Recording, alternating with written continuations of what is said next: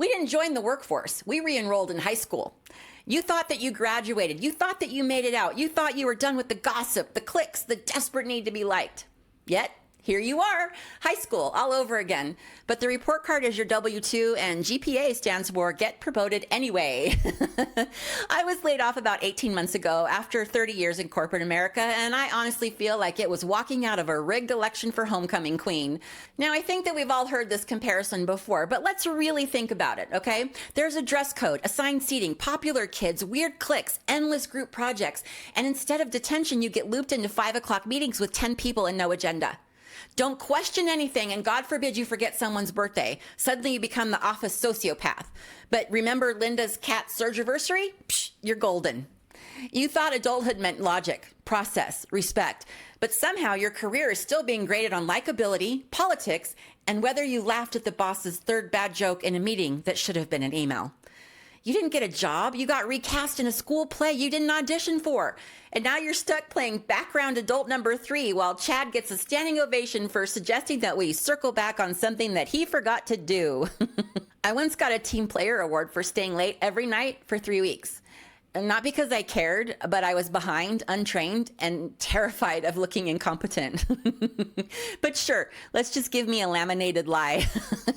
Honestly, if I remember correctly, it was called the Unsung Hero Award.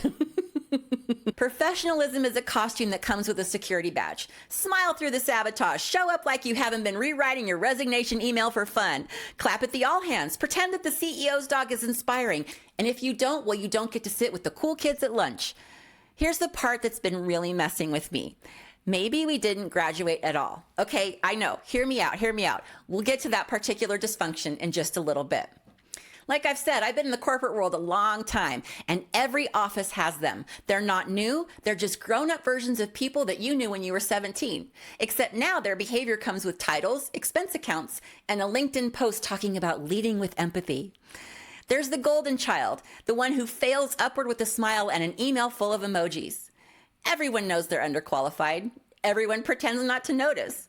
No one says anything about it because somehow that person is your boss. But they get rewarded for their energy while you get asked to adjust your tone. The cool, popular kids never left. They're just older now with performance bonuses and access to Botox. They're still coasting on their charm. They're still mediocre, and they're still above the rules. Oh, and they're still getting credit for the things that they didn't do when you're the one that trained them through their incompetence. The office gossip?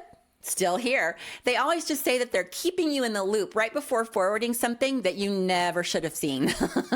In high school, they spread rumors. Now they manage cross-functional communication and call it visibility. It's the same energy, just a different platform. Then there's the burnout. You thought that they were just quiet, but they've actually been in silent protest since 2004. They stopped hoping that this would get any better. Now they just mute their calendar invites and pray for snow days.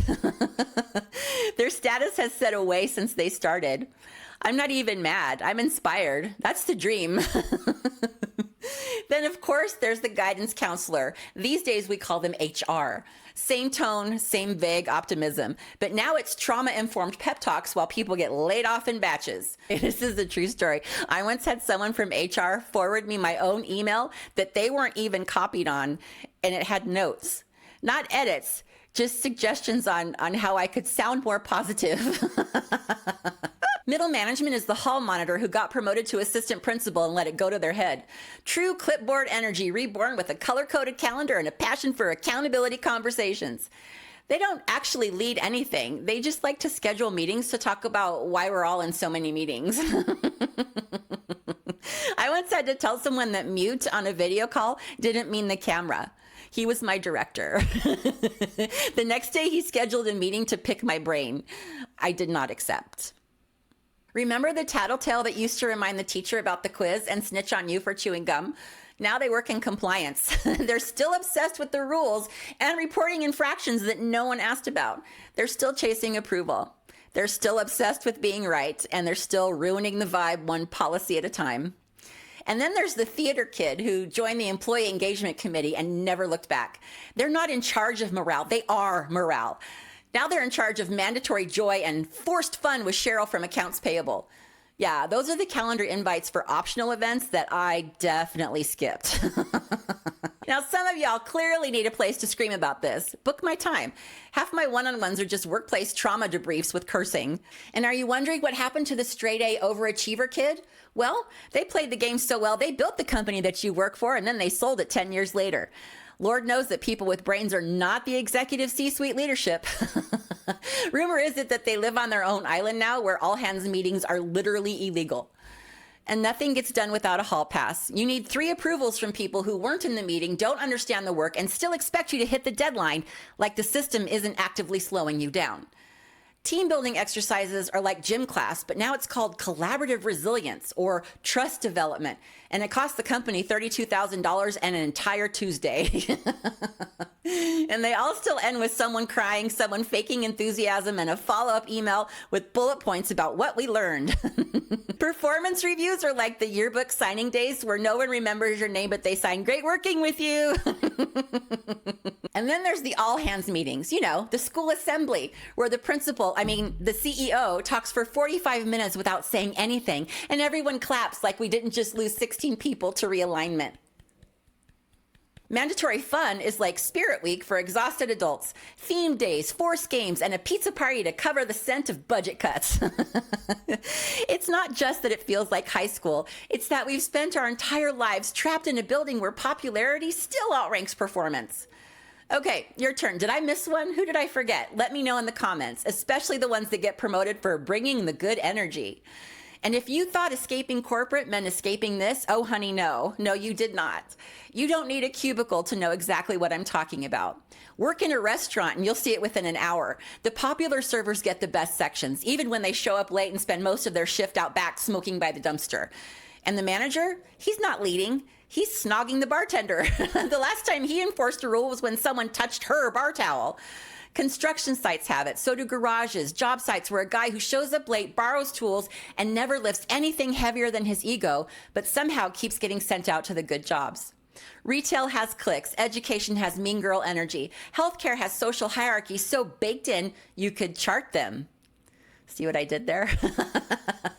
Call centers, grocery stores, veterinary clinics, it doesn't matter. The hierarchy always finds a way back in.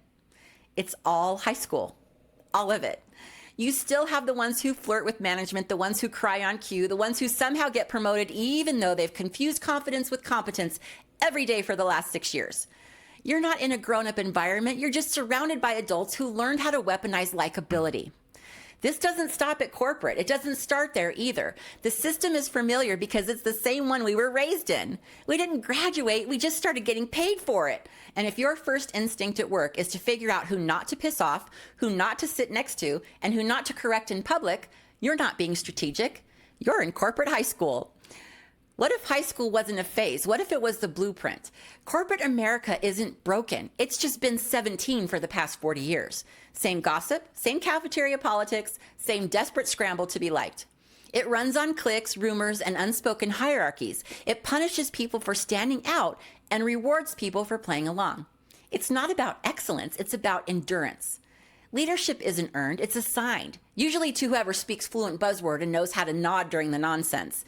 You don't get graded, you get evaluated. You don't get expelled, you get managed out. And just like high school, no one ever tells you the rules until you've already broken them. In high school, I got marked down for not participating because it didn't look like I was listening. I wasn't disruptive or anything. And then at my job, I once got marked down because I looked tired and unapproachable. Not was tired and unapproachable, I just looked that way. So yeah, apparently my listening face has been a problem for decades. Wait, now that I'm talking about all this, maybe high school did prepare us for life. Not for independence, not for taxes, not for how to make a dentist appointment without spiraling, but for this exact nonsense, the meetings, the politics, the workplace. Maybe that was the whole point. Not to grow us up, but to break us in. To train us for a world where performance matters more than clarity, where compliance looks like maturity, and where being well-liked can cover for almost anything. When I look around now, it doesn't feel broken. It feels inherited.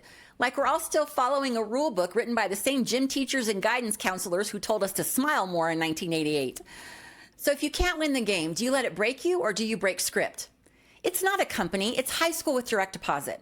I didn't get laid off for underperforming. I got dropped for breaking character. At one job, I spent 6 weeks doing the work of someone who quit, only to get passed over for the role because they wanted someone who could hit the ground running. Cool, I'll just keep limping in the background, I guess. And then when they started, I had to train them. If you strip away the job titles, the budget meetings, and the birthday bagels, this whole thing still runs on popularity, fear, and power games. I know we all see it. Corporate life isn't professional. It's not logical. It's not grown up. It's just the same old game, louder, pettier, more expensive. It's all about social positioning and knowing your place. So if your office still feels like high school, that's because it is. Just with layoffs and a lot more people pretending that they like the taste of Kool-Aid. They told us that high school was preparation for adulthood. What they didn't say was that it was adulthood, just scaled up. Same politics, same favoritism, same pressure to perform, fit in, stay quiet, and smile through the sabotage. And we kept showing up, playing along, hoping that someone would notice, reward us, tell us the rules, give us a map. But what if there was a map? Not to the life that they promised, but to the one we actually got handed. I'm going to show you mine right here.